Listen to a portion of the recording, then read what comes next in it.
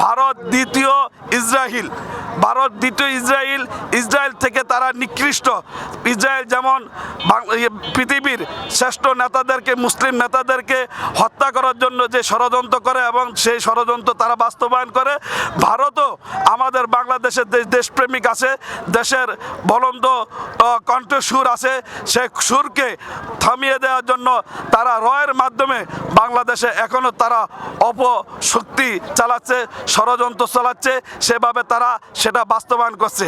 আমরা আমাদের বাংলাদেশের সকল আপমন জনতার পক্ষ থেকে বলতে চাই, ভারতের কোনো রয়ের যত বাংলাদেশের কোনো আধিপত্য না ঘটিয়ে বাংলাদেশের যেই দেশপ্রেমিক আছে, জুলাইয়ের যোদ্ধা আছে, তাদেরকে আরও যারা আছে, হাসনাত আবদুল্লাহ নেক্সট টার্গেট মনে হয় হাসনাত আবদুল্লাহ, আমরা চাই যে এদের থেকে হেফাজত থাকে বাংলাদেশের যেই আইন শৃঙ্খলা বাহিনী আছে, যে আইন শৃঙ্খলা বাহিনী তাদের প্রতি যাতে ভালো করে লক্ষ্য রাখে এবং তাদের নিরাপদ নিশ্চিত রাখে।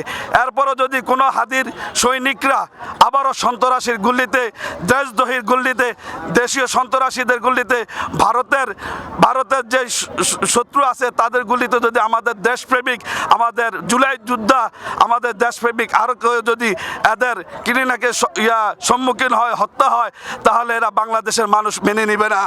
বাংলাদেশের মানুষ মেনে নিবে না। এই যেই ভারতের যেই আছে, আমাদের আইন শৃঙ্খলা বাহিনীতে ভারতের যেই আধিপত্য আছে, আছে, এটা মুক্ত করতে হবে। প্রকৃত দেশপ্রেমিক আমাদের আইন শৃঙ্খলা বাহিনীর ভিতরে ঢুকাতে হবে। প্রশাসন স্বতঃস্ফূর্ত থাকতে হবে, প্রশাসন জাগ্রত থাকতে হবে, প্রশাসনের মধ্যে যেন ভারতের কোনো এজেন্ট না ঢুকতে পারে, আমরা এই কাম্য করি প্রশাসনের নিকট। আর ওসমান হাদি রহমতুল্লাহ আলাইহির বিচার কার্যকর ব্যতীত বাংলাদেশের কোনো নির্বাচন আমরা চাই না। হাদি ভাইয়ের পরিকল্পনা ছিল বাংলাদেশে ন্যায় ইনসাফ প্রতিষ্ঠা করা।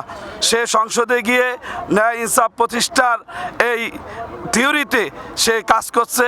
সে বাংলার মাটিতে, এই দেশের শহরে সব রাস্তাঘাটে সে ইনসাফ প্রতিষ্ঠা করার জন্য রাস্তাঘাটে ঘাটে মানুষের বাড়িতে বাড়িতে, মসজিদের সামনে, আমরা জানি যে সে প্রত্যেক নামাজের শেষে ফজর নামাজ এক মসজিদে পড়তো, সেখানে ইনসাফের দাওয়াত দিত। জোহরের নামাজ এক মসজিদে পড়তো, সেখান থেকে বের হয়ে এদেশের মানুষকে ইনসাফের দাওয়াত দিত।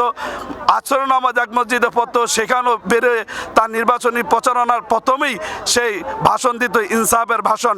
আবার মাগরিবের নামাজ পড়ে সে এক মসজিদে প্রত্যেক দিনেই সে 5 ওয়াক্ত নামাজ 5টি মসজিদে শহরে তার নির্বাচনী এলাকায় সে পড়ে মানুষকে দাওয়াত দিয়েছে, ইনসাফের দাওয়াত দিয়েছে। তার সে নির্বাচনী যে আসন ঢাকা 8, সেখানে সে প্রতিশ্রুতি দিয়েছে, এ ঢাকা 8 থেকে আমি সংসদ সদস্য হিসাবে নির্বাচিত হই বা না হই, এখানে ইনসাফ প্রতিষ্ঠিত হবে ইনশাআল্লাহ। তার এই থিওরি ছিল, সে বলছিল যে আমি যদি নির্বাচিত হই তাহলে আমার এই 8 আসনে কোনো যেই আছে যে চাঁদাবাজ থাকবে না, এখানে কেউ চাঁদা হাত বাড়াইতে পারবে না, সে প্রতিশ্রুতি দিয়েছে। আমি যদি এই আব্দুল হাদি রহমতুল্লাহ আলাই সে বলেছিলেন যে আমি যদি নির্বাচিত না হই তাহলে তারপরও যদি কেউ ঢাকা 8 আসনে চাঁদাবাজি করতে আসে তাহলে আমার টিম সেখানে যাবে, সেখানে গিয়ে সে চাঁদাবাজদেরকে প্রতিহত করবে।